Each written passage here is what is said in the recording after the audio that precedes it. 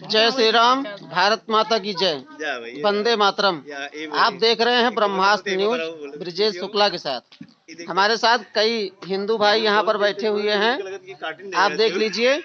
और इनसे हम बात करेंगे जो हिंदू मंदिरों का पैसा दूसरे जगह जो है वो यूज किया जा रहा है, वो हिंदू मंदिरों का पैसा हिंदुओं पर खर्च हो, ऐसा विचार विमर्श यहाँ पर किया जा रहा है। आइए यहाँ पर उपस्थित सभी हिंदू भाइयों से उनका विचार जानते हैं। सबसे पहले हम जानना चाहेंगे भाई नागेंद्र भूषण जी से। जय श्री राम, जय माता दी। सभी देशवासियों को नवरात्रि की हार्दिक शुभकामनाएं।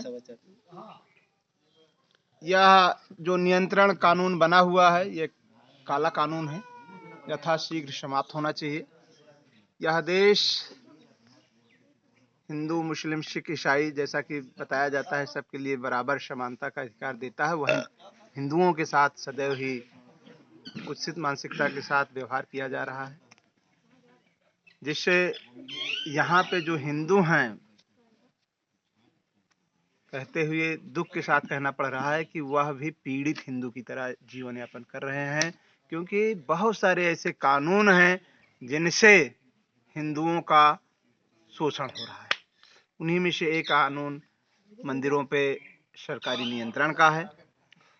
गुरुद्वारा हो गए, मस्जिद हो गए, गिरजाघर हो गए, उन पर किसी प्रकार से कोई नियंत्रण नहीं है। उनका पैसा कहाँ से आ रहा है, कहाँ जा रहा है, नहीं इसका कोई लेखा जोखा नहीं है। और वहीं पे मदरसे चल रहे हैं। चर्च में पादरियों द्वारा ईसाइयों को उनके जो संस्कृति है उसके बारे में बताया जा रहा है। वहीं हमारे गुरुकुलों को बंद कर दिया गया, उनको किसी प्रकार से सरकार से कोई संरक्षण नहीं मिला।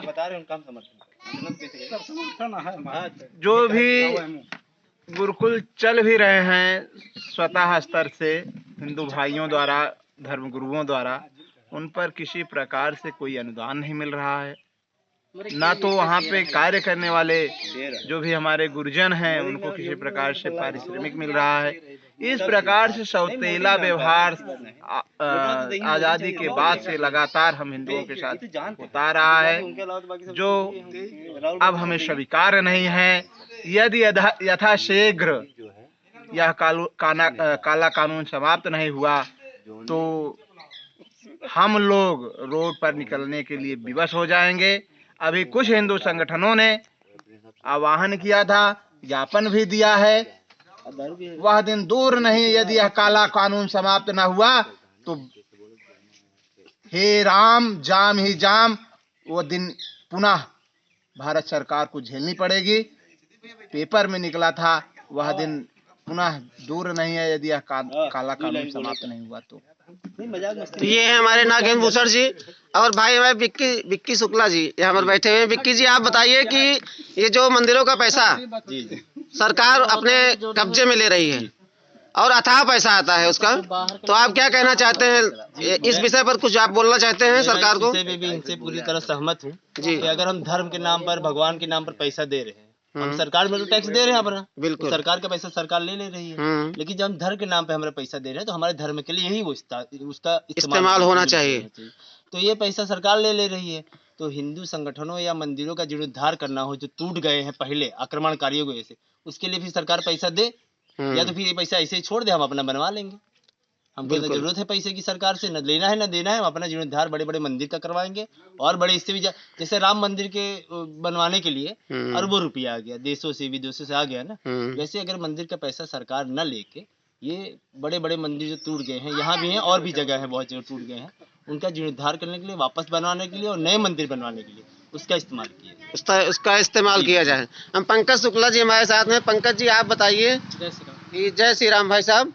इसके लिए एक जैसे ट्रस्ट बना हुआ है, तो ट्रस्ट में उस तरह से लोगों को बिठाया जाए और उनको एक हिसाब किताब उनके पास होना चाहिए कि हमारा इतना पैसा आया है उसका पूरा लेखा जोखा हो, और इसके लिए हम हिंदू उत्थान के लिए हम खर्चा कर रहे हैं। जैसे कि मंदिर, जैसे बताया वकील जी ने कि मंदिर का जीर्णोद्धार, इसके लिए एक अलग से बोर्ड बनाया जाना चाहिए। बोर्ड बना, बाकी जरूरी नहीं है कि सिर्फ मंदिर के लिए ही हो, हिंदुओं के उत्थान के लिए वो खर्चा हो, क्योंकि हिंदुओं का ही पैसा है। कोई कमजोर है, कोई गरीब है, उसके उत्थान के लिए खर्चा किया जा सकता है, रक्षा के लिए उनके किया जा सकता है, शिक्षा के लिए खर्चा किया जा सकता है, गौशाला हो सकता है, अस्पताल के लिए हो सकता है। भाई आज जो सबसे बड़ी समस्या है शिक्षा और जो है स्वास्थ्य, दो चीजों के लिए अगर हो, जो कमजोर लोग हैं, जो उतना सक्षम नहीं है, उनके लिए खर्चा हो सकता है धन, और धन की कमी नहीं है। जैसे भी बताया कि राम मंदिर के लिए भी लगभग 10-15 गुना लगभग आ गया है पैसा, और ये सब पैसा कहाँ जाएगा? हो सकता है धीरे धीरे करके पैसा सब नहीं, वो तो राम मंदिर का तो ट्रस्ट है, ट्रस्ट भी है, नहीं ट्रस्ट का ही है, ट्रस्ट तो हर जगह है, हर मंदिर का ट्रस्ट है, लेकिन उसी से पैसा जो है सरकार को जाता है, सरकार का जो नियंत्रण, सरकार का जो उसमें भागीदारी हो, सरकार के खाते में जाता है पैसा हो। तो वो उस पैसे का क्या होता है? वो पैसा तो सबके लिए समान भाव से खर्चा होता है, फिर सरकार उसमें मान लो सब संभाव उसमें। तो आपका क्या कहना है, हिंदुओं के मंदिरों का पैसा सिर्फ हिंदुओं पर ही खर्च हो, ऐसा आप चाहते हैं? खर्चा हो, क्योंकि हिंदुओं मतलब जो स्थिति होनी चाहिए थी हमारी वो नहीं, हम धीरे धीरे हम पतन की ओर जा रहे हैं। बांग्लादेश में इतनी बड़ी त्रासदी हुई, मतलब हमारे इतने भाई लोग मारे गए, अगर हमारे पास वही धन हम उनकी रक्षा के लिए खर्चा कर सकते तो बहुत कुछ हो सकता था। यहाँ की सरकार के ऊपर हम दबाव भी बना सकते थे, बहुत कुछ हो सकता था, लेकिन नहीं हुआ। तो ये कहना है। हमारे साथ संदीप मिश्रा जी हैं। संदीप मिश्रा जी, आपका क्या विचार है इस विषय पर? हिंदू मंदिरों का पैसा हिंदुओं पर खर्च हो या सब पर खर्च हो? जय श्री राम। हिंदू मंदिर का पैसा हो या मस्जिद का पैसा हो या किसी भी चीज का पैसा, मस्जिद का पैसा तो नहीं आता है सरकार के पास, वो अपने पास नहीं आएगा, वो तो जो है खुल्लम खुल्ला विरोध है उसके। अगर मस्जिद का भी पैसा और गुरुद्वारे का भी पैसा मतलब सरकार के पास आए तो हिंदुओं के मंदिर का पैसा जाए, कोई दिक्कत नहीं, लेकिन सिर्फ हिंदुओं मंदिरों का हिंदू मंदिर का पैसा जो है वो सरकार के पास जा रहा है। बाकी कहीं भी चाहे वक्फ बोर्ड हो, उसका पैसा कहाँ से आ रहा है, कहाँ जा रहा है, इसका कोई हिसाब किताब नहीं है। इनका लोगों का कोई हिसाब किताब मिलेगा भी नहीं, क्योंकि इनका जो है लॉन्ग लिंक रहता है, इसलिए इनसे हमारा कोई नहीं। लेकिन ये जो अभी हमारे साथीगण अभी बताए, जैसे हमारे मामा जी पंकज जी, हमारे मामा पिंटू जी, और तो इस बात पे हम भी सहमत हैं कि हमारे हिंदू संगठन का जो भी पैसा आता है वह जो है किसी गरीब और मंदिर ये में जो है हमारा पैसा यूज किया जाए। सरकार से हमारी यही दरखास्त है, यही विनती है, यही निवेदन है जी।